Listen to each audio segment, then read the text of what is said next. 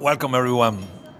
Torah with your host, Rabbi Anibal. I'm here. Oh, I just noticed that it's not nice. Make an adjustment. I'm here with Shelly Chochinov.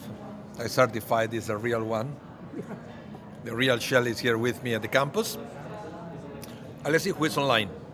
Glenn Anderson. Welcome. Priscilla Kerr.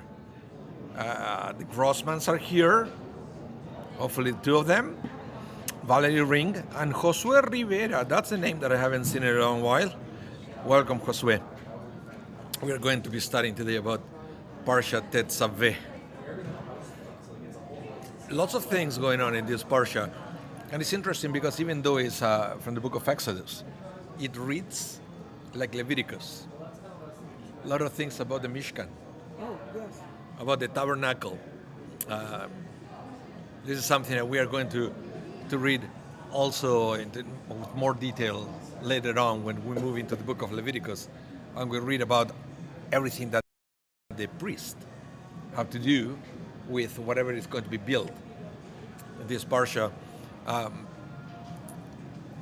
And what I want to say is we just had a bat mitzvah on Monday. Oh, wonderful. It was a long. We always think that the good days to have a bar or bat mitzvah are either Saturday morning, Saturday afternoon, or eventually when there is a Rosh Chodesh on a Sunday, for example, right? Yes. So you take the Torah because those are the days where people can actually go to your party. But sometimes we forget that we have lots of Monday of a long weekend, Yes, we do. and also days people don't have to go to work. And on Monday we take the Torah out. So this family saw the opportunity and we had a bat mitzvah on a Monday of the long weekend. For all of you who are not living in Canada, you may be wondering what kind of long weekend we had, because I don't think there is anything like that in the States, right, for last Monday? No. It's in Canada, in Winnipeg. Winnipeg is L'Oreal. The L'Oreal, how would we define it? Was It was actually the first premier. the first premier of the province, and his life. He was to be a revolutionary by the British settlers. Let's say that he was like a political prisoner, and eventually he was executed. He was. So he was Métis. Yes, he was. So every time we celebrate L'Oreal Day, it's a day also of reflection, the truth and reconciliation, and our relationship with indigenous communities and everything else. It's very meaningful, very meaningful. So we had a bat mitzvah. I think that's fantastic. And the girl was teaching something very interesting. I like sometimes how my students teach me, Of course. because the parsha starts with Moses, asking the Jewish people to bring donations of olive oil, right? Yeah. And then the rabbis explain that just Moses asking for olive oil is just as an example of everything that it was needed. So basically what it means is, if you knew how to make olive oil, please donate. But if you had any other trade or any other skill or any other asset, well, that's what you're supposed to donate to the temple, right? That's what she was saying. She was funny. She said, have I lived in the time of the temple? I said, believe me, I wouldn't be able to bring any olive oil because I know nothing about olive oil, but I would probably do something related to animals because that's what I know more. And yeah, it was an interesting teaching moment. Who else is here? Let's see, I'm reading the chat. Amparo Goldman is here. Oh, David said Brenda is an election worker today. What election? What election is today? What did I miss? Not that I know of. But It not, could not be in, a clearly small- not in Manitoba. Yeah, it could be a municipal election somewhere Maybe. in the country, but not a national election. Let us know, David. We are always curious. Jerome Fomin, I was going to say Jerome Fomin is here. No, he's not here. He's there. Is there? He's there. He's online. And Randy is here with us as well. So Tetzaveh, beautiful parsha. That's hopefully in a couple of minutes we're going to start unlocking and to discover things about it. And also this year is funny because sometimes we read it before Purim, but Purim is delayed. Because we have Adar too. We have two Adar, 2 months of Adar. So you guys will have to wait for my yearly class about Purim. It's not going to be today. I have to wait. Okay, David says, we have primaries in Texas through early March. Oh. It's election season in the United States. Ah, wherever yeah. you go. I get, yeah. You know. I And understand. Reason not to watch CNN and pick your channel. Pick your channel. Anyway, I don't watch much news on the TV anyway. I can't take I it either anymore. read the paper a little bit in the morning and then the rest is all I can't take it online. anymore. I used to be a new. I can't take it anymore. It's just- anyway. So let's begin. Let's begin with our class. I will bring the text for Tetzaveh. Okay.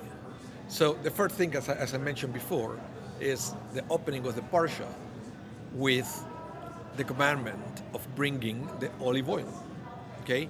So listen what it says. Ve'ata Tetzaveh, and that's why the parsha is called Tetzaveh. And they said, and you shall instruct or command. Why is it command? Tetzaveh and mitzvah. Same word, right? So the word word Tetzaveh is connected to the word mitzvah. It has the same root. The command. So basically, it's not asking; it's commanding. So it said, God is telling Moses, "You shall command the Israelites to bring you clear oil of crushed olives for lighting, for the eternal lamp." Understood? For the near to need. Now, one of the things that you may remember about this is Hanukkah. Yes. And that's why on Hanukkah there is such a big deal about the special oil that they needed, because it make it clear that it has to be a very specific way. Are we talking about the same quality of oil? The Well, same they said kind, for the starters, same method? it has to be pure oil coming from crushed olives, no additives, no anything. Right. So that's why you will see that what happened during Hanukkah is that they entered to the temple, they found lots of oil. The Hasmoneans found lots of oil in the temple, but only one with the seal of the high priest intact. Like a hesher, but not. It's like a hechsher. So if you when if you fly, right? If you take commercial flight and if you ask kosher, Yeah. and I don't know. I'm telling this because many of you maybe you never order kosher when you travel, and that's fine. I'm not here to judge you. Even though you should order kosher when you travel. You know why? You'd be Because you will surprised at what you get sometimes. you will be served first. Believe me. So, but what happened is the flight attendant will come to your seat with a package that is closed, wrapped, and sealed, right? And then basically you have to break the seal and then pass it back. The flight attendants are instructed that they are not allowed to cut it. You have to be the one doing it. So this is coming from way back. It's not something that the rabbis invented now because it's good for the OU, right? It's coming from all those days. In Hanukkah happens the same. They had lots of olive oil, but once the seal is broken, then how do you know that it's pure? It hasn't been adulterated. How do you know? Because we have from the very beginning, from this week's Parsha, the commandment that the oil has to be pure. Okay? So that's what happened. That's what happened. So I wanted to make the connection between the Parsha and Hanukkah. The other thing that we learned from the Parsha is that when it was time to inaugurate the tabernacle, or the first sanctuary, it was a ceremony that lasted 8 days. And then I said, whoa, hold on a minute. Aren't we celebrating Hanukkah, which is the rededication, also for 8 days? Wasn't the 8 days because of the miracle of the oil? And he would say, yeah, sure, but even without the miracle of the oil, Hanukkah will be 8 days because it takes 8 days to inaugurate a temple or a tabernacle. Then every day you have to do something else, and if you put it all together, it will take 8 days. I don't think everybody realizes that. Well, And now we know. they are now. They are realizing it now that Hanukkah will take 8 days with or without the miracle of the oil. Okay? Just remember that. Okay, so let's read a little bit about this Parsha, and it has something very interesting.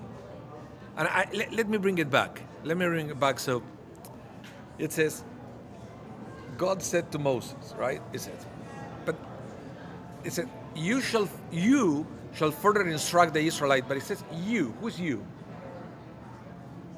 Moses. But in this Parsha, God doesn't mention Moses by name. The whole Parsha, it's always you. But we're supposed to understand that it's me. Well, I know, it's pretty obvious. Who else would it be, right? Remember, the only exception of somebody doing something on behalf of God from the time of the Exodus, the only exception was the first 3 plagues that there was Aaron. Yeah. But other than that, everything was Moses. So there is a question, why the whole Parsha Tetzaveh does not contain the name of Moses? And it is the only Parsha since the first time Moses is mentioned. Why? Glad you mentioned. Glad you asked. Chapter 2? Hold on, Holly is here with us. Welcome, Holly Mantelkarn. Welcome to the class. So we are going to try to understand why the name of Moses is not mentioned, okay? So now I can go to the next text. It said, Tetzaveh is the only parsha in the Torah since Moses' birth in which Moses' name does not appear, with the exception of the book of Deuteronomy. Why? Because it consists mostly on a first-person narrative spoken by Moses. Okay? So it's obvious that the name of Moses is not in the book of Deuteronomy because he's the one talking. Yes, Okay, it doesn't make any sense to refer to himself by name. that's right. So, You stand there. the reason for this is that when the people of Israel sinned with the golden calf, Moses says to God, no, but listen to this, you're missing something important here. We are trying to understand why the name of Moses is not mentioned on this parsha, and it's the only parsha where the name of Moses is not mentioned. Because he wrote it. No, but that is Deuteronomy, but that is the only one. And listen what the rabbis say, okay? The reason the rabbis say is because when the people of Israel sinned with the golden calf, Moses said to God, if you do not forgive them,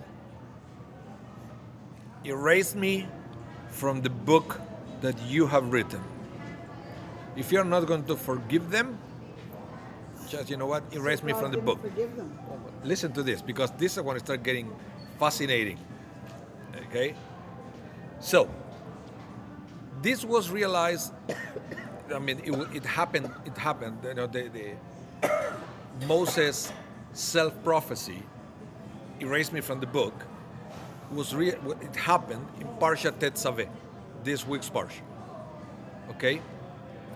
Now, listen to this. The rabbi said, since the censor of a righteous person, even if made conditional on an unfulfilled stipulation, always has some effect. So in other words, be careful what you say, Because what you say, you're attracting it to your life. Once the words are out, once the words leave your mouth, Yes. leave your thought, leave your mouth, and they're out, they have an effect. Well, we believe that words created the world. Right. God said, let it be light. And light was created. God said, right? Words have power. So he said, be careful what you say, because even if what you say never come to happen in the totality, there is always something that you're attracting to your life. Now, but this is when it starts getting more interesting. Because if you go to the Hebrew, to the way Moses said, erase me from your book, start getting very freaky. Let me read it for you. So I'm going now to Exodus 32:32. This is when Moses said, erase me. In Hebrew it said, Ve'ata, im tisa chatatam, ve'im ein mechineina misifrecha asher katavta. Okay? Mechina misifrecha. Erase me. Mechi. You know, in Hebrew, the eraser is called machak. Machak, mchok, means to erase. Mechini na, me, erase me, misifrecha. From the book. No, it's sifrecha, sefer. When you add the cha at the end, it's yours. Okay. Sifrecha, your book. How do you say your house? Beitecha. Beitecha, your house. Right? And so forth. That's the way we build the Hebrew language. So here Moses said, if you don't forgive them, erase me from your book. Sifrecha. But now, if you concentrate on the word sifrecha, could also be, like, you know, the Torah doesn't have vowels, right? Yeah, we know that. It was added by the rabbis after. Oh yeah, you read one. We read that book. So sifrecha, if you don't have any vowels, could also be read as sefer ha. Sefer plus the letter chaf. Okay. Hold it there. Just trying to follow me, okay? Okay. Why is this so important? Because we know that in Hebrew, every letter has a numerical value. Sure. For example, Aleph is 1. Yeah. Bet is 2. so forth, right? Half is 20. So in other words, if you take this expression from a numerological point of view, Moses is telling God, if you are not going to forgive them, erase me from the 20th Sefer number 20, okay? And then, interesting thing is, if you go to the list of all the parshiot, which parsha is the parsha number 20? Tetzaveh. Tetzaveh. You see, this is when it started. Okay. You have to believe, or I don't know. I thought it was fast. You gotta like it. You Yeah. gotta love it. So it's almost like it says, if you are not going to forgive them, erase me from Tetzaveh. And he was erased from Tetzaveh, even though God forgave them. God forgave them, but Moses' name is not mentioned, not even once, in Parshat Tetzaveh, and is the only exception in all the books from Exodus to the end of the book of Numbers.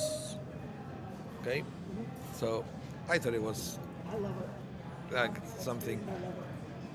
Now, it's not that, and this is the funny thing, it's not that Moses is not there. It's just not talked about. Just the name is not there. And this is why, again, it's getting even more freaky. Because this year is a leap year. So Purim It's later. is later. But in a normal year, this is before Purim. What is the book of Purim? Esther. And who is missing in the book of Esther? God is not mentioned in the book of Esther. It's not that it's not there, it's not mentioned. So there is another connection between the Parsha and the book of Esther. like many other connections between the Torah and the Book of Esther that sometimes we don't talk about, because we don't spend enough time talking about the Book of Esther as a mystical book, as a Kabbalistic book. That's right. It's sort of like almost a comedy story. I mean, I know it's not funny.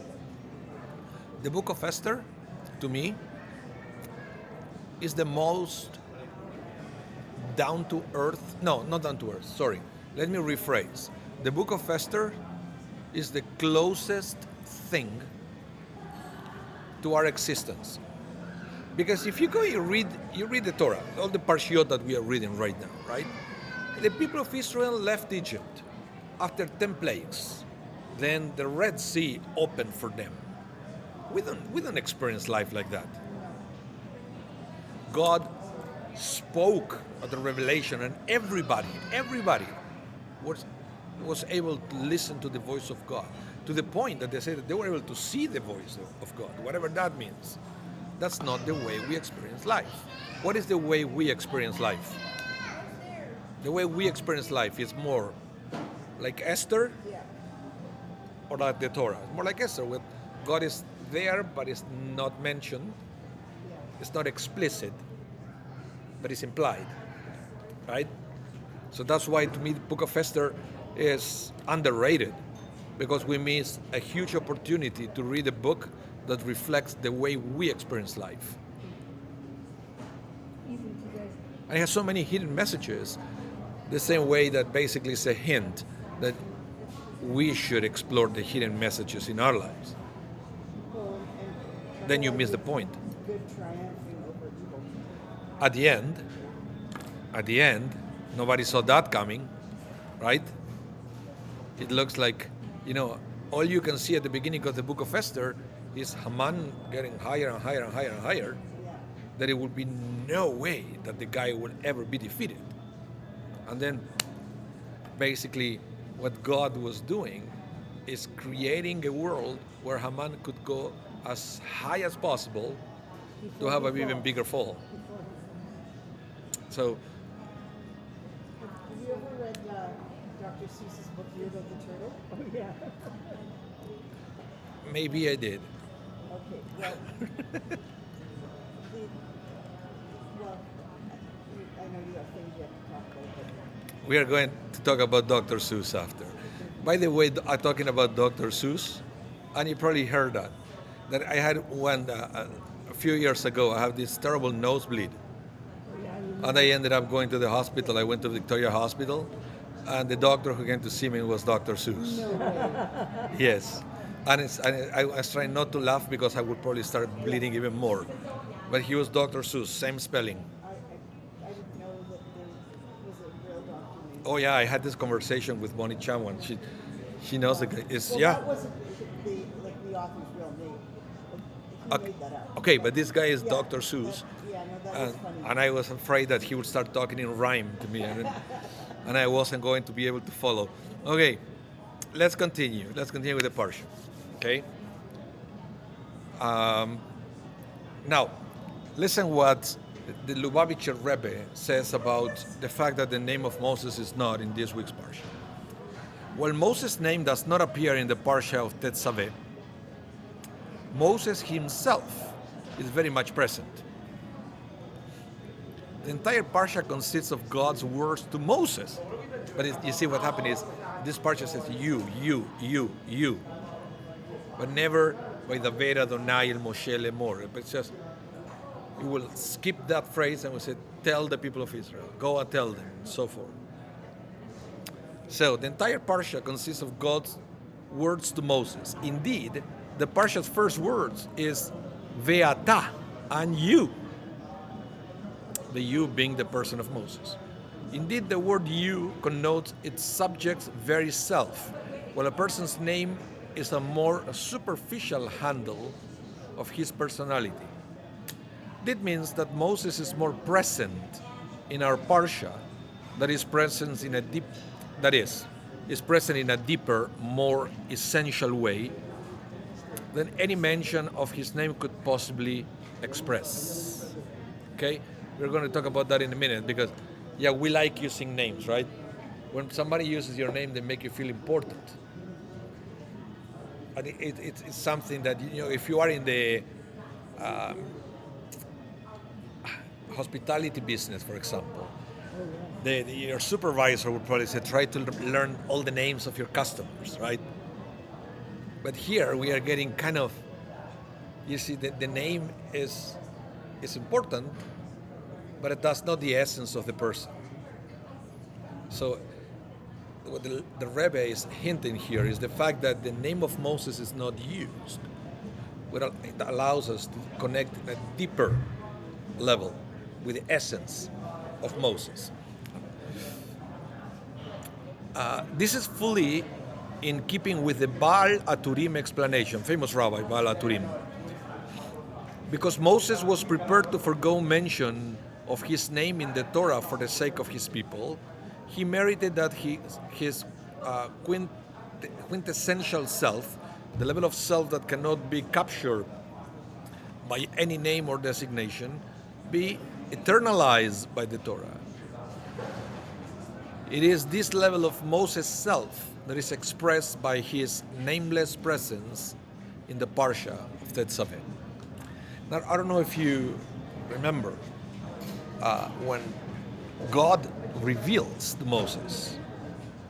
Moses said, "What's your name?" Remember? Well, actually, I wasn't there, but I remember the story. Oh, you were okay. You weren't there. We were all there. We were, but we weren't.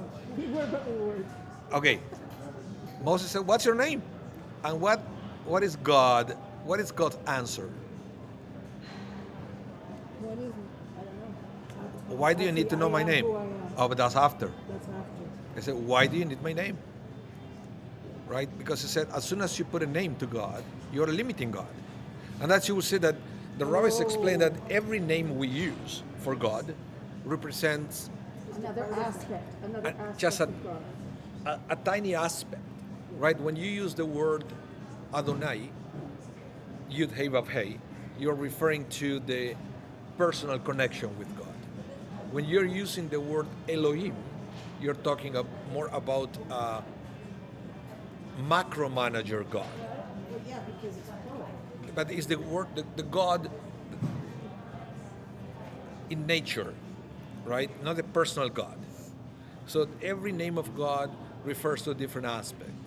So to really relate to the true essence of God, then you don't have to use any name.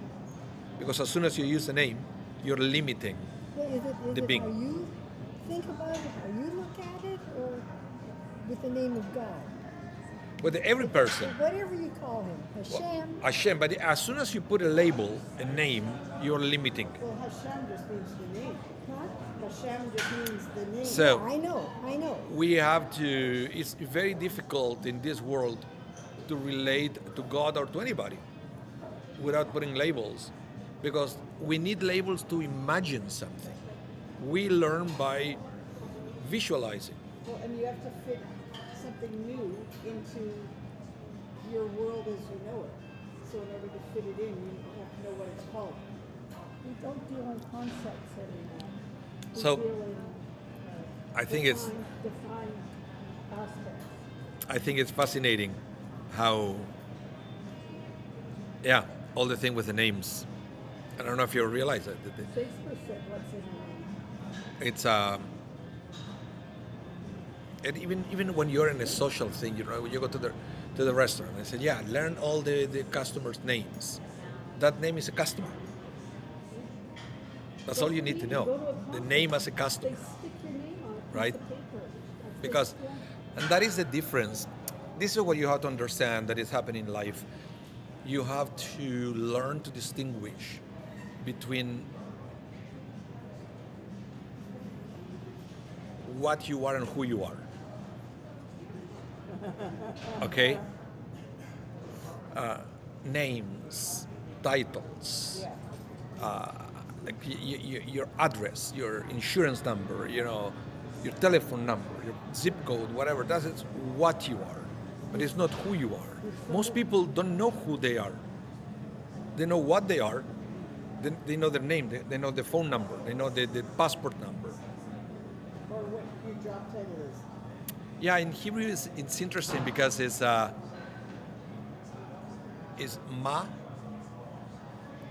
versus me. Ma is what you are, me is who you are. And sometimes it's even you have to go even higher that to discover who you are, you have to understand whose you are. That we are children of God, right? And then your soul never changes. Doesn't matter what you do. That's what we always say, when you call somebody, he's a drug addict. It's not a drug addict. It does drugs, but that's not who Doesn't define they are. That's not who he is. Yeah. So sometimes, It's like people used to call it children with autism. They would say they're autistic, which is less accurate than saying they have autism. yeah, it's like many of the things that you may do or may have, but it's not who you are. Yeah. And of course, it's not whose you are. That never changes. Yeah. The love that God feels for us never changes. It's still happens. But it's difficult. Sometimes we forget all the things. But there are many things that they are related to our identity, right? Especially as Jews, that we forget. And that is directly connected to who we are. You know what? I have had several occasions when I felt God is actively abandoning me. Like, where is he? Why do I have to go through this and go through that? Where is he supposed to be helping me? So where is he? He's in here somewhere, but I sometimes felt abandoned. Did you complain to God? Do I pray to God? No, do you complain? Oh, do I come? If you feel abandoned by God, let me explain this. If you feel abandoned by God, do you complain? Yeah. That's what God wants. So I say, why me? That's- And then you know what he says? What? Why not me?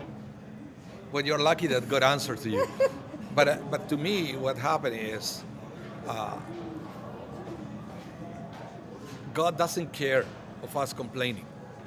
I've heard this before, when people go through a loss or something difficult, and they said, "Why, God? Why?" Right? Yeah. And then you will, Why are you doing you this will to always me? you will always have somebody who will come to you and said, "Oh, you shouldn't do that to God. You are no one, right, to complain to God. God knows what He's doing, so you shouldn't do that." The Jewish approach is all the opposite, because you are opening a door for God to establish a relationship with you. If you cannot complain to your best friend, You have every right to complain. absolutely, Every because I know I'm trying. I'm when I'm describing God like this, sometimes I'm afraid that I'm describing God too much like a person, right? But you're starting the conversation. But you have to treat God like your friend, and God is. You bring joy to God when you complain, because you remember that God is there. And sometimes, and I always told, I will repeat it. This is a story that I always tell. Okay, the person who is stuck on a balcony, okay, and is calling people on the street that nobody look up to help. Then eventually, when he said, "Okay, I'm gonna do something," he said he throws $20, right? And then he said, if the pedestrian sees a bill coming from up above, it will look up, because money doesn't come from heaven, right? So, and then the pedestrian would just pick it up without thinking, put it in the pocket, keep walking, and then try another $20. The same. So eventually, the pedestrian was coming again. This came from a balcony, took a planter and threw it down over the head. And then the guy, with the pain that he had, he looks up. Hi. Excuse me, it's my cousin. Oh, okay. Mwah. And we go way back. We do. Hey? Okay. Even further than that. Our Babas were sisters. Oh, Okay, I'm sorry. I okay. just That's couldn't okay. You're resist all that. you're live. We are online. Oh. Okay. So we're talking about so we dropped falling the on Drop the head. planter, Yeah. and the guy looks up finally, Yeah. and he said, "Why would you do that?" And the guy said, Now you know that I hear, I tried calling you, nothing. I tried with money, with blessings, nothing. And now that you feel the pain, you finally realize I'm here, but that's okay. That's okay. I wish you will, look up when things were going well. So there was no need for the planter to fall into your head. Yeah. So it's all sometimes things for us to look up, because otherwise we don't. When things go well, we don't. Yeah. Things that you realize that they are not normal. You shouldn't be going it for through granted. the joy you have. I said, you don't deserve it. You don't deserve it, but you have it. So how is it there? It's like money falling from heaven. That's not natural, but if you put it in your pocket and keep walking, there is something wrong. So the rabbi said, when things are going well, even more than ever, You need to look out. you need to look up and talk to God every day. I said, oh, you're there. Thank you for this. What can I do for you? Okay. Now I like the message of the guy stuck on the balcony, because what happened is when God created the world, for an infinite being to coexist with a finite world, there have to be layers of separation. So in other words, long story short, God is kind of stuck. What about the Because God had to self-limit for a finite world to exist. Because finite and infinite cannot coexist. Infinite will swallow finite. Because things are either completely finite or completely infinite. So Kabbalah is the one who created the tree of life. You know how you have to start climbing. So those are layers of separation. separate? Even though we cannot fully comprehend, that is necessary for an infinite and finite to coexist. So we are the channel of communication between the two. And it's yes, what we have to do is to look up and say, when you see it, God, what can I do for you? We call it tikkun olam, right? And so forth. It's Yeah, but people can lose their faith in God, and they would say, "Why have you forsaken me?" Well, what people who are hostages right now? Yep. Are they wondering, "Where are you, God?" Absolutely. You know, Of course they are. And they can lose their faith in God because why are we in this kind of a situation? Absolutely. And it's a challenge. And then eventually we are promised that once we die, we understand everything. But you have to wait. That's the moment when all the questions are going to be answered. And I believe that in the sense that, and I believe this is regardless of your belief of what kind of God you perceive. If you believe that you have a soul inside your body, and the soul is the only piece of infinite that you have, right? The soul knows all the answers. It's infinite. Infinite doesn't have time or space. But unfortunately, the soul is limited by the body. So once the body is not an impediment, now you have consciousness of all the unanswered questions that you have. Okay? And the soul can travel. Which, and this is the scary part, which for some people is part of the punishment after we die, when you realize in an instant Excuse me. everything that you should know, right? Because what if one day you discover everything that you should have done and you didn't, and then one day, and then it comes all in one instant to you. How would you feel? And there is nothing you can do now. It's too late.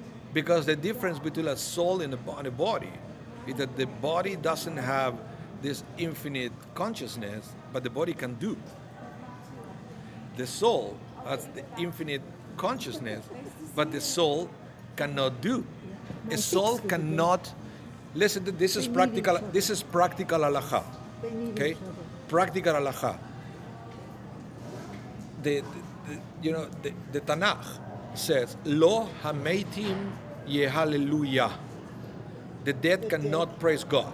Okay, in the sense that the dead cannot fulfill mitzvot. Here, take a little bit of money, get a talit or tefillin, you can put it on, fulfill a mitzvah. Once you're a soul, you cannot do that. Doesn't matter how much you want to do it now, because you understand how important it was, and all you will realize all the missed opportunities. Okay, practical halacha. When you go to the cemetery, there are certain things that you're not allowed to do. For example, when a person dies, that is wrapped with a talit. You know what they do to the talit? You have to cut it. You have to cut the tzitzit, at least one, Yeah. because the dead cannot fulfill mitzvot.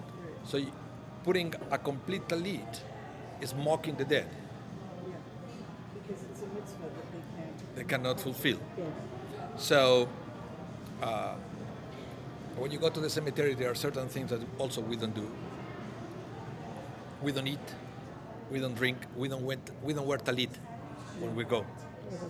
That would be mocking the dead. So that is practical halacha. You're not, like, even if you're going to visit a grave, you're not supposed to be drinking anything? No, No. or smoking. No. Yeah, taking coffee there. You have to repent. Leave it in the car. When I go to the cemetery, as soon as I enter with the car, shut the radio, and I physically lock this just in case. Because sometimes you don't think about it, right? And you don't eat. That's the Jewish way. I know there are other cultures that they actually purposely go and eat. They do. They have a picnic at the grave. That's not the Jewish way, because we believe that the whole way that we eat by saying the blessings and everything, right? They can't. So we don't do it. Let's go to the next. By the way, guys at home, if you have any comment, use the chat. It's very quiet.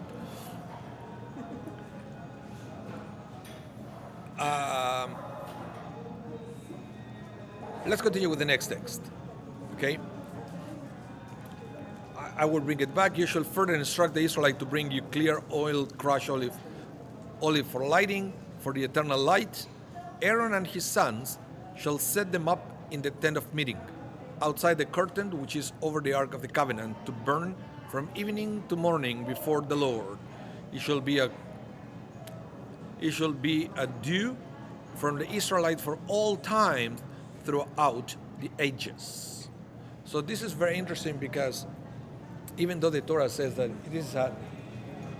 this is a eternal, perpetual commandment, we can't fulfill it anymore. It's very painful for me to read the thing. And I said you have to be careful that it will never extinguish, right? That is one of the things that we also remember every year for Hanukkah. Okay? Remember that there is the song, light one candle for the Maccabi children. So don't let the light go off. It's been burning for so many years. We sang that in our chorus concert.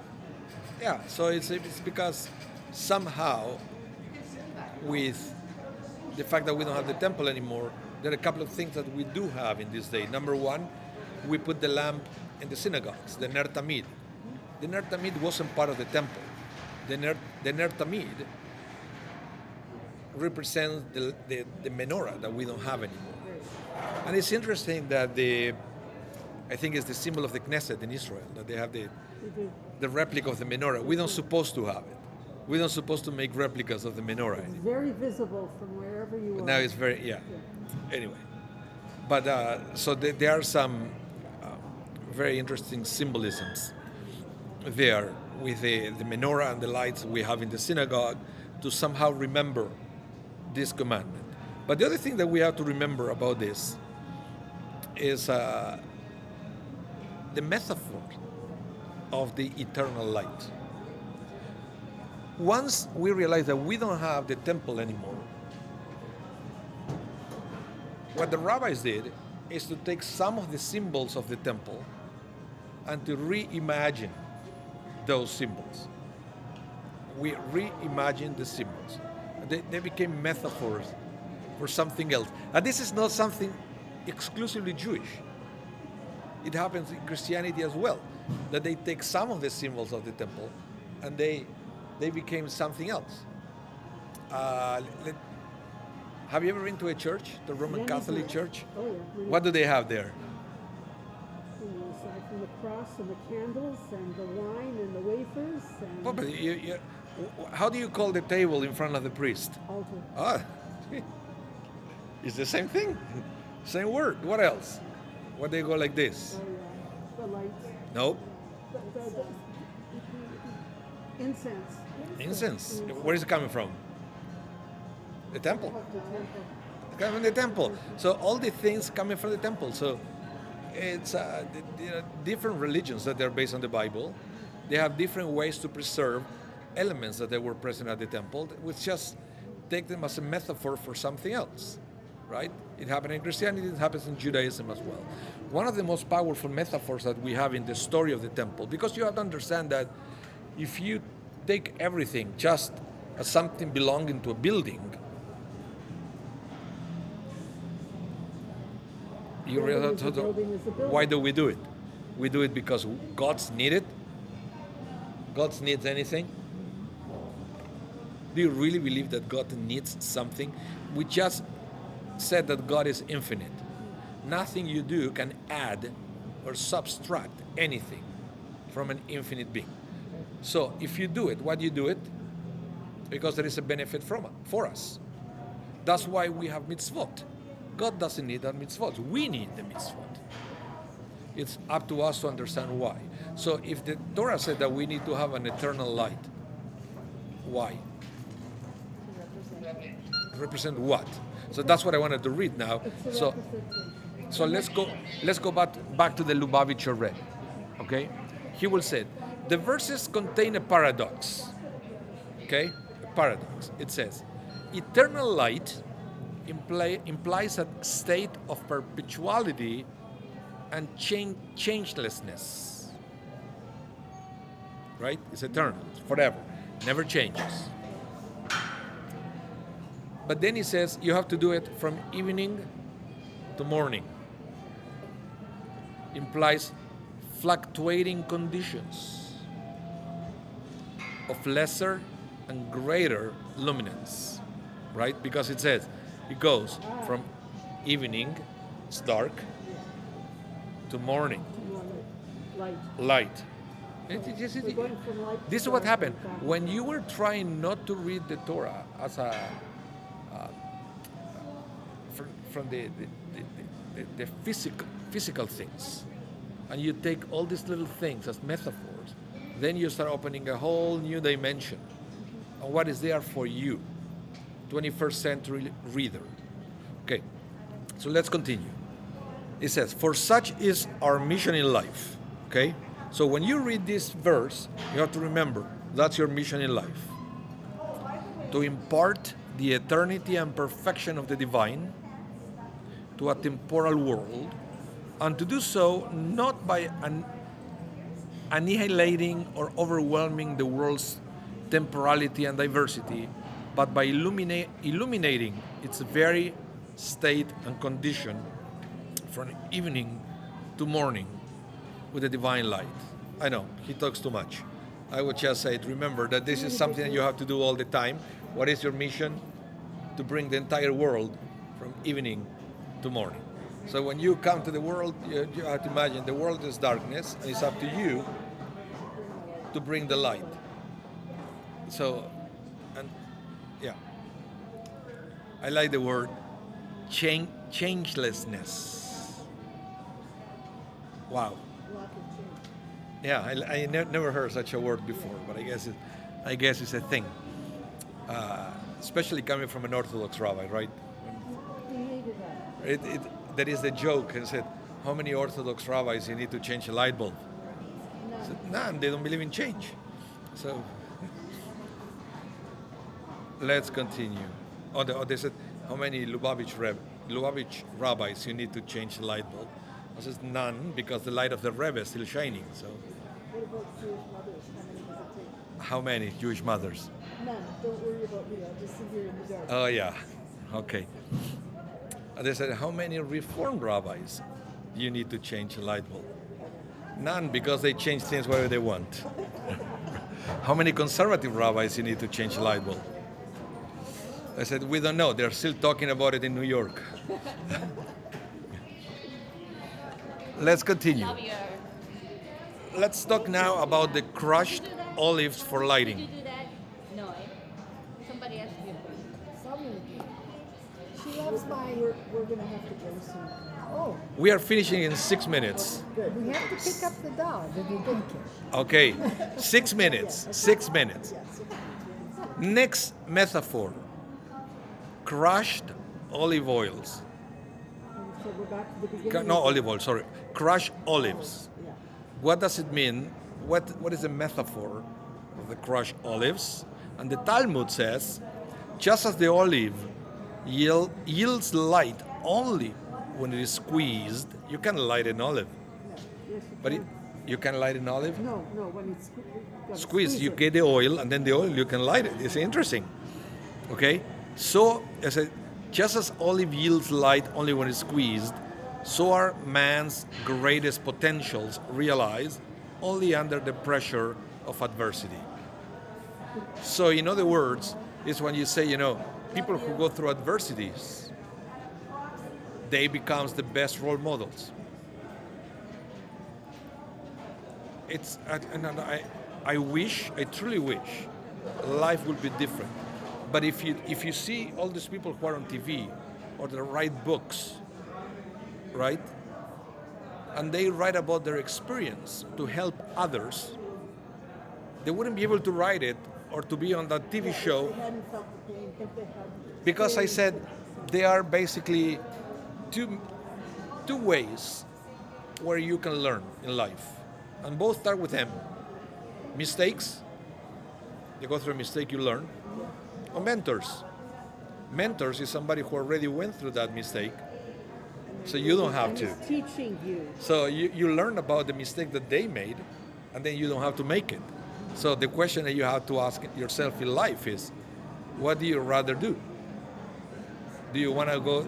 Would you rather go through your own mistakes, or you would rather learn from somebody else's mistakes, so you don't have to go through it?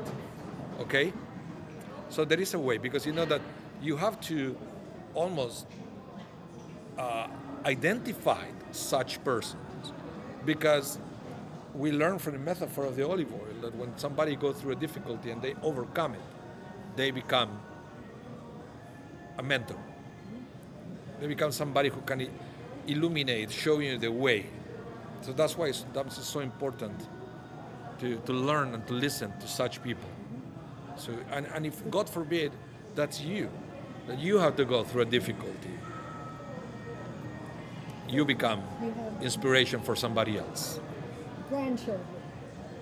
So, Graham, come on. So I said, listen. To one of my grand, I'm 50 years older than you. Do you think in the 50 years that I'm older than you, that I have learned maybe a little bit more than you think you know? Oh, I will never ask that to anybody, right. because they will say, well, maybe. Well, You might not get the maybe answer you picked want. up a few more tips than all those I years know, because than what young people think they know. I know, because we don't understand this principle. We don't understand this principle that older people, chances are that they went through this difficult, they overcame obstacles, so that's why they shine more than you. Exactly Okay. right. Yeah. Yeah. It's the principle of the olive Yeah, it's true. that we have to understand. But let's face it, when you're But then let's again- pick a number, 30 I to have trouble 40, again- understanding you you. know you- less. She can't hear you. I but can't hear you when your mouth is covered. You go through something, don't keep it to yourself. Shine, Yeah. so you can illuminate somebody else. Because I know that there are some people that their selfishness goes to the point that it said, well, I had to go through it, so why shouldn't I make it any easier for you? What were you saying? When you're in your late teens, in your early to mid 20s, you know everything. You absolutely know everything. By the time you get to your late 30s to somewhere in your 50s, you realize you don't know anything. That's right. Yeah. So, one more thing that I want to say, another metaphor of the olive, is that when one speaks crushing words of rebuke, okay? Crushing words of rebuke. It must be with the sole purpose of enlightening, Oh, sure. illuminating and uplifting one's fellow. Never, God forbid, to humiliate and break him. But that's why, and we studied this before. I hope you guys were paying attention to that class when we studied that there is a kosher way of rebuking in Judaism and there is a non-kosher way. The non-kosher way is in public. The kosher way is in private, and only if you're good at it. Because most of the time when we rebuke, it's more about us than there is about them. You know, when you said, I have to get it out of my system, right? Well, it's your problem. Yeah. If you're going to do it because you really feel that you're helping the other person, sure, but it's just to make you feel better. Let me give you a piece of advice before you do it. It's going to backfire. And the person is going to say something like, who do you think you are? You know what? Bottom line, people have to watch what comes out of their mouth. Yes, Before it's especially too if you, late. especially if you ate tuna before. I didn't get that. Thank you. Especially if you ate tuna before. Yeah, you're not. Yeah. Yeah. Bottom line. Okay, everyone. Thank you so much for coming out, for tuning in to this class. Thank you for coming. You see, Always good. where is it? You see, Jerome, where you missed for not being in person today. Well, I'm going to be sitting alone on Shabbos. Why alone? She's going away. Well, maybe it will be somebody else next to you. Okay. Thank you, everyone. If you missed any part of the class, remember, it's going to be rebroadcasted tonight at 8 p.m. Central Time. Okay? So I hope you will have a great rest of your day. Stay safe. Thanks, you too. I hope to see you soon.